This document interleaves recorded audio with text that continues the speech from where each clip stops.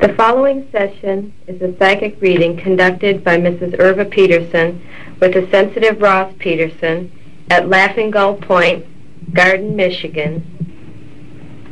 Please clear the mind and inform us when the mind is clear.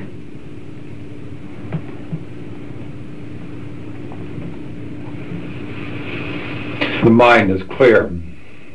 Dear Lord, please protect this entity from all negative influences, regardless of source, and give us the answers we seek of this inquiring mind through the manifestation of truth, intelligence, and love.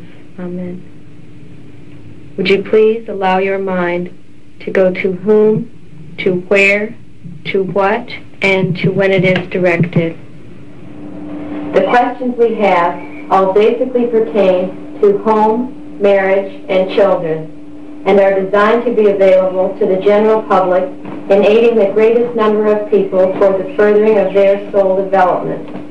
Please adapt your answers to the fulfillment of this objective and phrase your answers to the comprehension level of the layman rather than to the specialist. What constitutes a home? Know ye that a tent, a wigwam, a house, a castle, or a palace is not a home. A home is not a dwelling place. A home is much more than a place to eat, sleep, or rest. More than anything else, a home should be defined as an attitude of mind. A home should be that of an attitude of doors on all sides are open to any that would enter. A home is an attitude of those that would enter into thy home experience a feeling of comfort, a feeling of belonging, a feeling of love. Those who would not open the doors of their house have not but a house, for in essence they really do not have a home. A home, more than anything else, is the end result of one or more persons' tendency, desire to be godlike, to be very giving, and to be very forgiving. There is many a home that has entertained that of a lost soul, so to speak, even when those in the physical body in the home were not aware of the entertainment of that of the same. But know ye, as thy thoughts are real, if those who inhabit the house have an attitude of creating a loving home, these thoughts as vibrations permeate the very walls. Ye could test this for thyself if ye would. Walk into that where the worship of God takes place, that of any church, and in most cases there is a quiet sense of awe, a feeling of well-being. Now this matters not what denomination of church or religion ye enter. For some, the church would be a quiet glade, but nonetheless, if there is the true worship of God in that particular dwelling, then ye may feel it. If ye would be but blind of eye, nonetheless thy senses would enable ye to feel comfortable and comforted.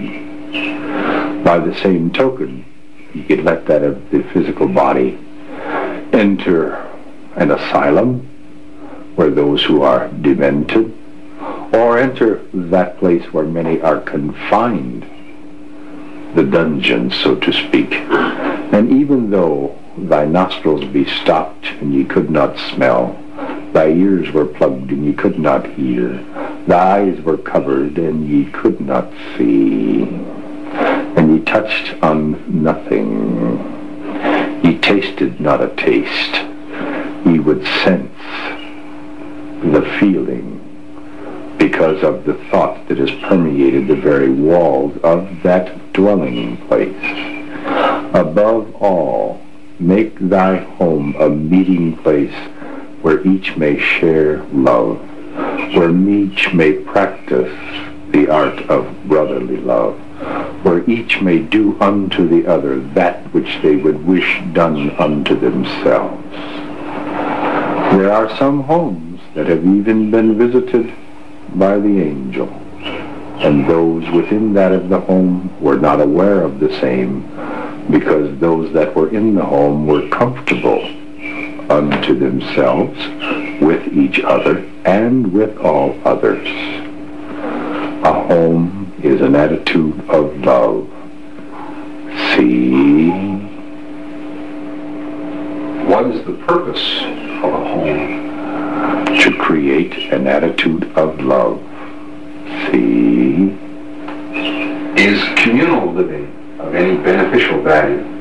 This should be a matter of indifference. It depends upon how those within that of the commune do conduct themselves in regards to their relation and association. Polygamy, as is sometimes practiced within these gatherings, is that is generally the end result of man's desire to satisfy that of lust and vanity.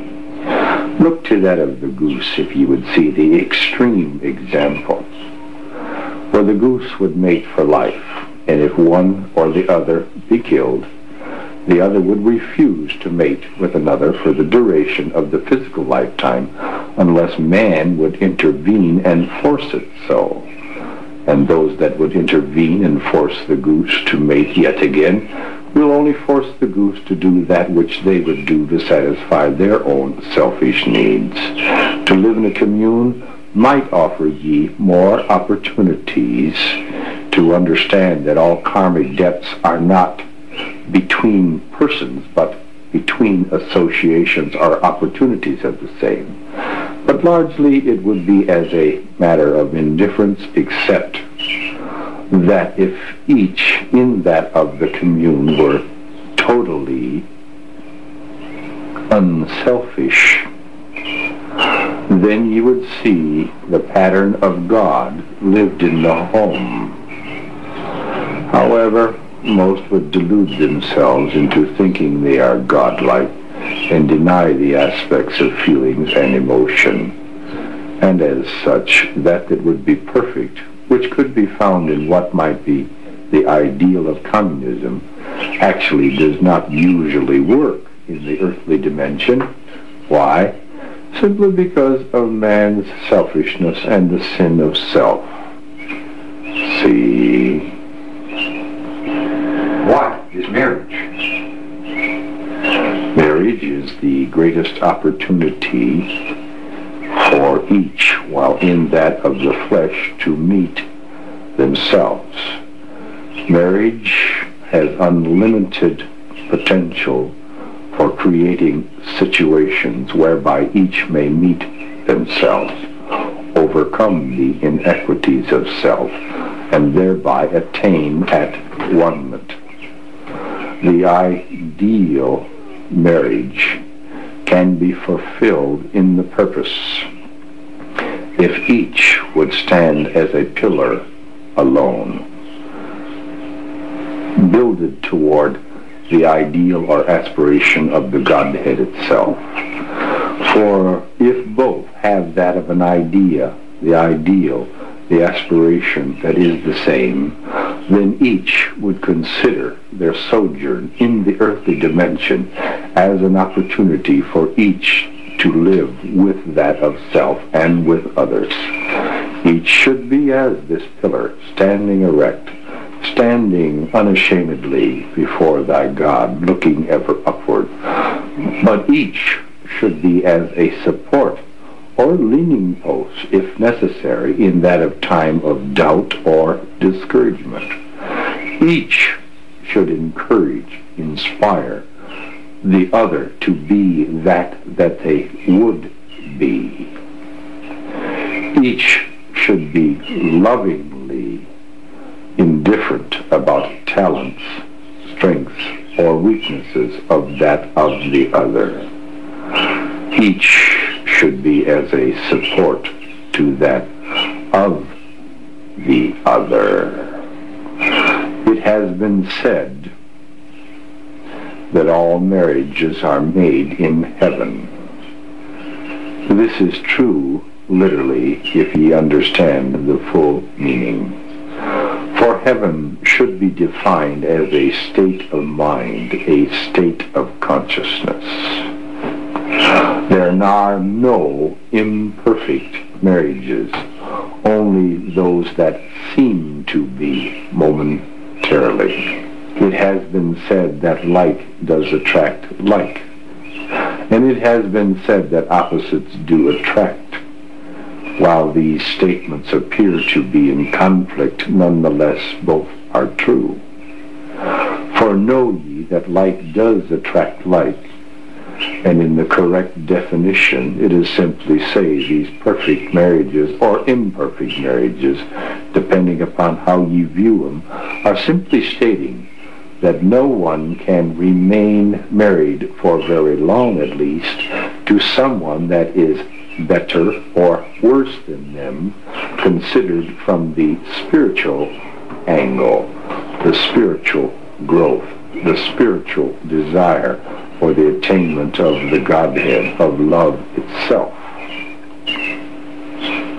In actuality, those at any level will be opposites, in that it would be considered a shadow of the soul or the personality. For if one would be forgiving, the other would be unforgiving. If one would be patient, the other would be impatient. Thereby they do balance themselves out. They form a perfect union. Now, the imperfections that are readily visible by all will spring forth in a marriage quicker than any other situation.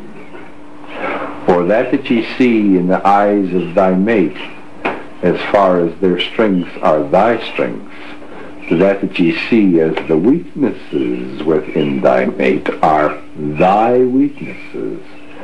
And marriage would offer the greatest opportunities to recognize the aspect of spirit or emotion, as you would call it, and bring forth the opportunities in that association whereby each may attain at one-ment. Marriage offers the greatest opportunities for the furtherment of the soul. It matters little whether it be husband or whether it be wife.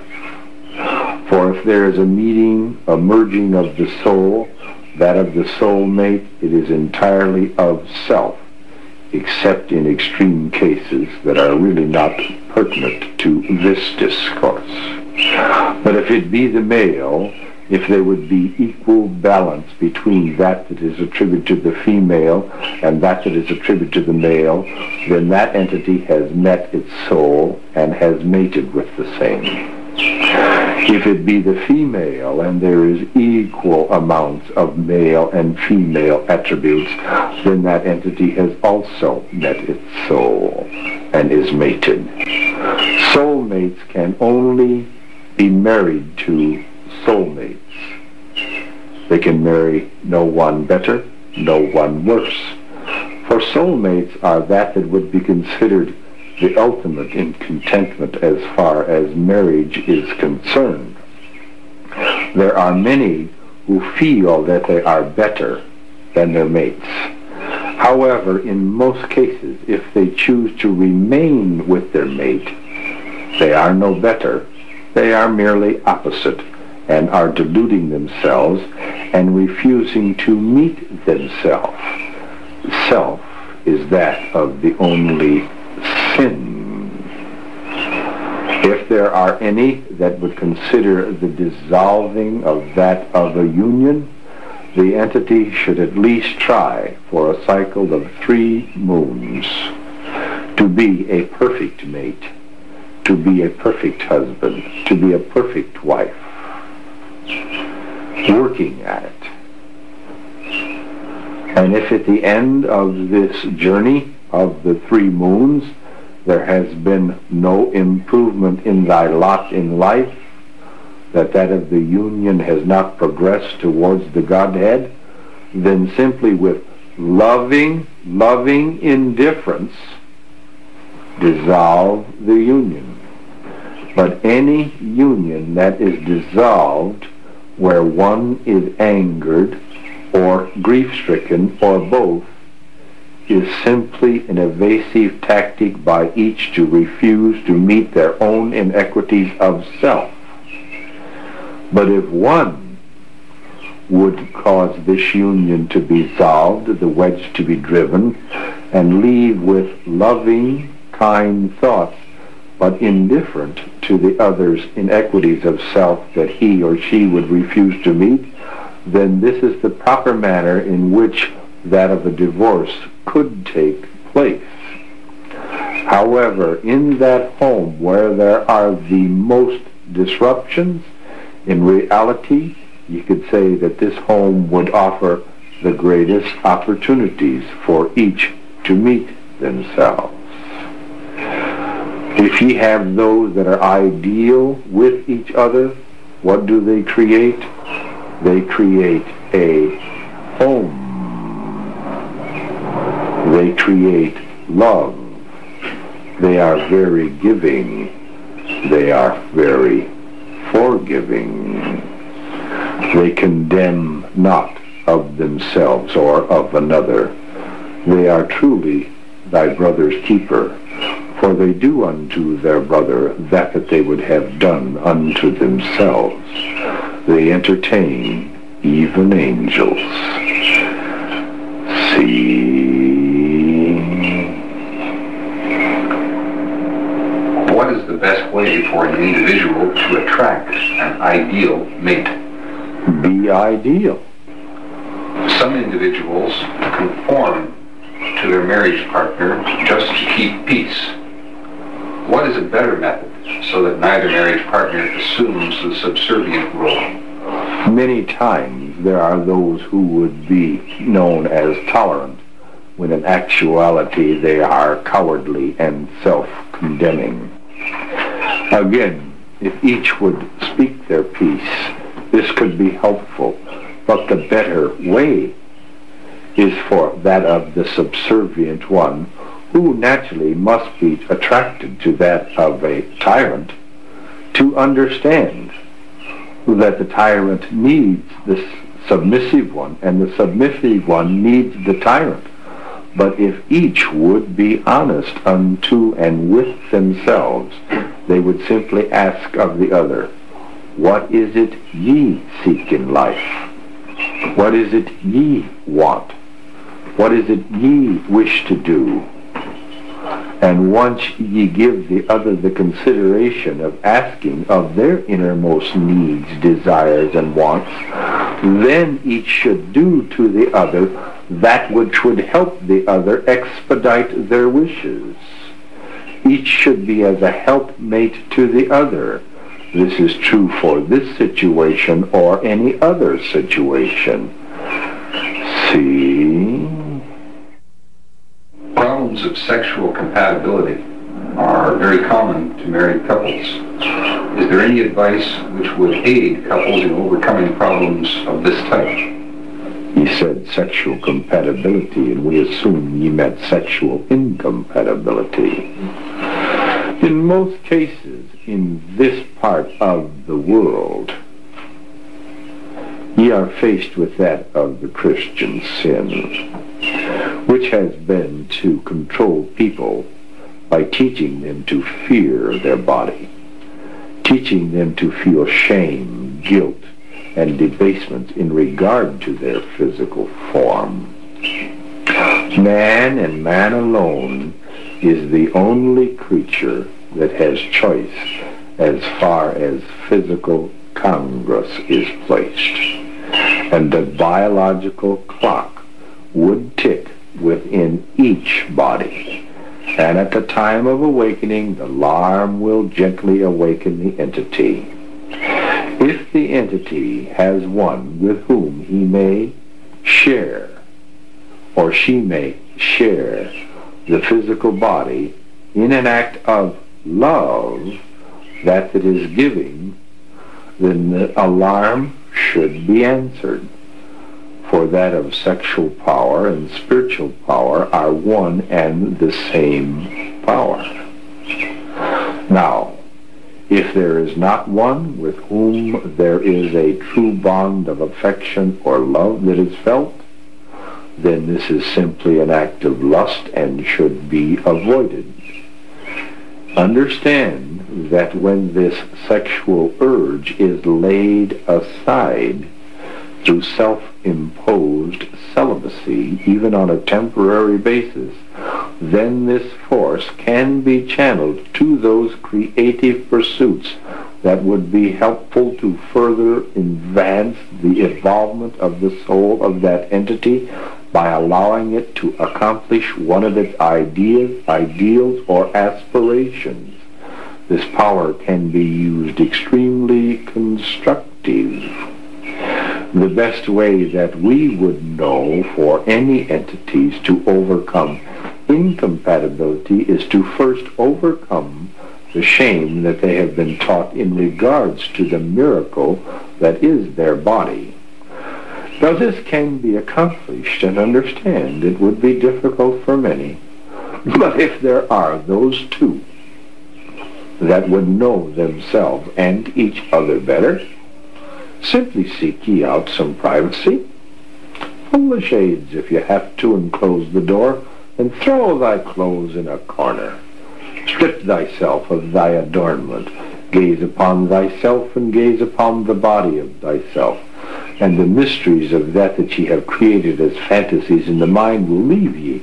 For most bodies are not too beautiful to look upon as far as man is concerned, even though they are perfect and beautiful in their godlike function. When this is done, then each should also honestly engage in a rather serious study of customs of a cultural nature that are based upon sexual practices of different peoples in many different portions of thy earthly dimension. Most will be awed, amazed, and mystified at the varieties of beliefs, most of which are of man. For the only belief that it is of God, that is, if there is love, there is no sin, and this would pertain to any combination of sexes or ages. If there is love, there is no sin. If each would study this, then ask thyself in a moment of reflection, will all these others be doomed to perdition because they do not believe as I believe? And if ye would listen to the quiet little voice that would speak within ye, ye will be told that it should be regarded as a matter of indifference as far as the soul is concerned. See. Would you please comment on the situation of one marriage partner having continuing sexual relations with another outside the marriage relationship, yet consciously stating a desire to maintain both relationships?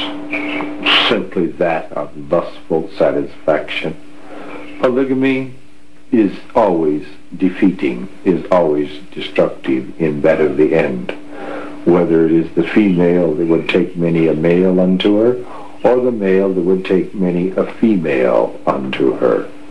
It is simply self-deceit, for it is almost spiritually impossible to love thyself and to love many others at the same time in a physical sense.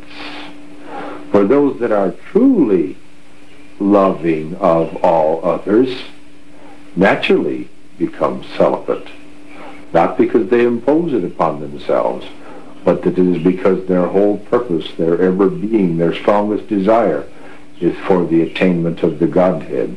And when this is first and foremost in the mind of one, physical desires are quietly laid aside. See? If one partner desires to refrain from sexual congress and the other still desires it, how may this problem best be handled by the couple? In most cases, the wedge is being driven because of the difference in desires. This is one aspect of oppositeness that is largely founded on self-deceit by one or both. In this case that she described, in most instances, it presents itself because one would use their body as a weapon. They would withhold it from that of the other in order to control the other, to control the situation. And woe be to those that would control others, for inevitably they must be controlled.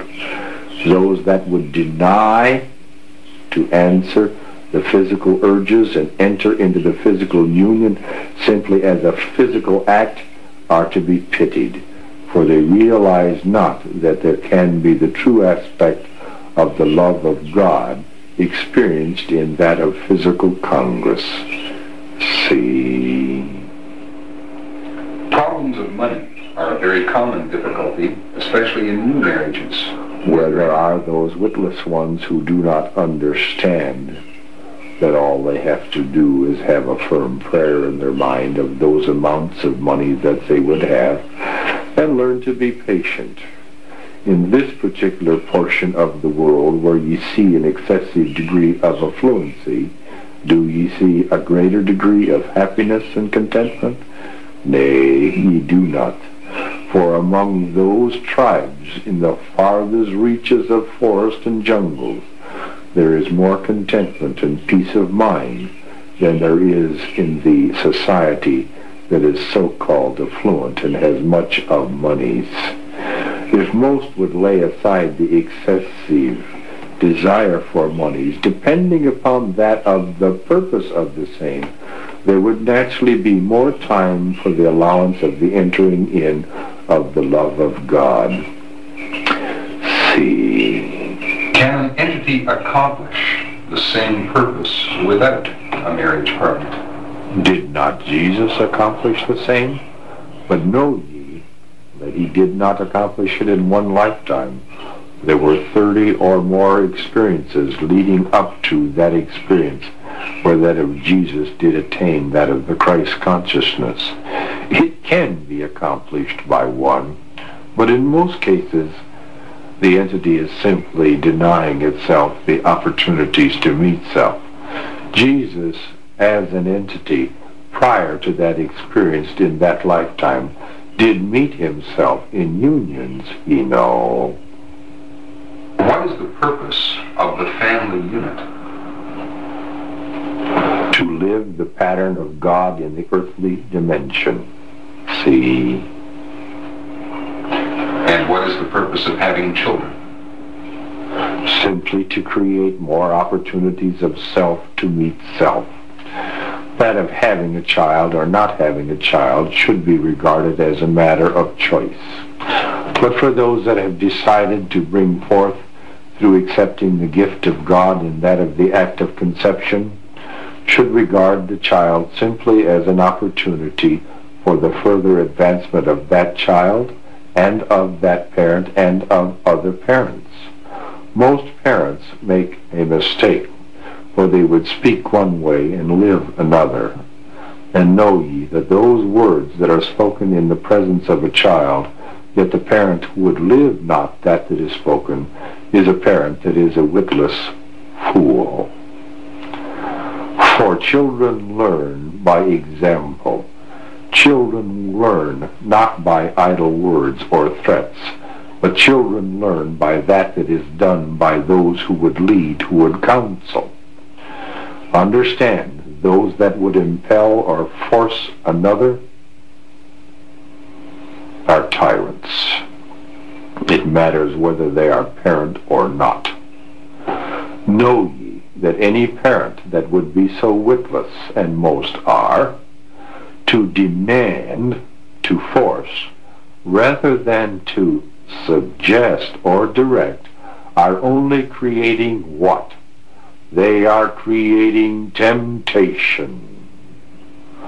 For that ye would deny of thy child will have an innermost urge to seek out. If ye do not let thy child play with fire, chances are the child will be burned to death. But if ye would let thy child burn its fingers once in a while, and simply suggest to it, simply guide, direct, but not demand, then that child will also inherit this mode of action and pass it on to his or her children. Children only learn by example. Therefore, those who choose to have the child in their home are simply enabling themselves to become a better teacher. To whom? To themselves. See? Is there any benefit to children should their parents remain together and married if there is no longer love in the relationship of the parents? The first that should be done is that the parents should understand. Most disruptions where there are children in the home can be traced partially to the ignorance of man of causing the home to revolve or center around that of the child. Whether the home should be created where the child is allowed to enter in, rather than as the child does enter in, then the home revolves around that of the child. This is selfishness. This is possessiveness to an ultimate degree, and as such will usually prove detrimental. Those that would remain in the bond of marriage where there is no love, and each are too selfish or ignorant to begin to learn to work at learning to love, for to learn to love requires an extra amount of work that most are not willing to put forth, then that marriage, for the sake of the child, for the sake of all, should probably be quietly dissolved. This is a misconception that is held by most. Now, this is not to say that there is any real injustice in this situation, you understand. For there is not a child that enters into any fleshly body, but what as a soul it does hover over that of the body of the mother and of the father before deciding to end, knowing at least sometime in advance the environment that is to be created. If there are two parents and their attitudes is one of loving, giving, being kind, generous, and brotherly, then these two are as one. At one-ment can be met in marriage. If at one-ment is attained by each to and for each other in the bond of marriage, then those souls entering in take on some of the karma, ye might call it, of the parents themselves, and are more easily influenced towards demonstrating giving the love of God to others. But those that would delude themselves and hold a marriage that is hated are those that would fool themselves. Now, if this marriage is dissolved, again, as we said, with anger, hostility, or grief, then all have lost. If one should decide to dissolve it with loving indifference, then at least one has gained, and hopefully the children would go with the one who possesses that loving indifference. See? Is it at all detrimental to the well-being of children if their mother works outside of the home? matters not so much the time that is spent with that of the child. In this particular case, the stress should be placed upon quality of time, not quantity of time. For all minds are tied together, whether the physical bodies are present or not. And if a mother be laboring over that is the choosing of her choice as far as vocational pursuit is concerned, and she is loving towards that of the child knows that it is loved much better than that of the adult. See? What all are the alternatives to having children if a couple desires to remain childless? The other alternatives, if they would wish, is you may take an animal unto thy home if you choose, and give it love. You may take a flower into thy home if you choose, and give it love. Or ye may take that of the physical child of yet another into thy home and give it love. Some of the happiest homes are those that decide among themselves as a couple to start their own little orphanage, you know. There can be happiness in numbers. This is only dependent upon the happiness that is in the mind of he and she, though. For those that have unhappiness in their home and would desire to bring forth a child under the illusion that it would bring forth happiness, are eluded indeed from gaining the bond of happiness. For in most cases it usually creates more disruptions. Why? Because the parents center the home around the child, rather than have the home centered around the parents and letting the child enter in. See? You've said that the best way for an individual to attract an ideal mate is to be ideal. He can attract none that are better, none that are worse. Could you give some examples of how a person might go about doing this? Improve thyself. Is there anything further that you feel would be helpful to add here on the subject of home, marriage, and children? We would simply give once again that there are no imperfect marriages, that all marriages are made in heaven. Each that is attracted to the other is done so first of all spiritually. Although man would say that the attraction is physical, it is first an attraction in the spiritual level, then in the mental level, then in the physical level. And as such, each should regard the marriage as the greatest opportunity in that of the earthly dimension in order to learn love. What is love? Love is giving. Love is God. God is law. Law is love. See? Awaken the physical form, please. Thank you. Please remove all negative influences from this entity now. Done. Allow the body to become completely relaxed. It is. Allow any further healing which may take place to take place now.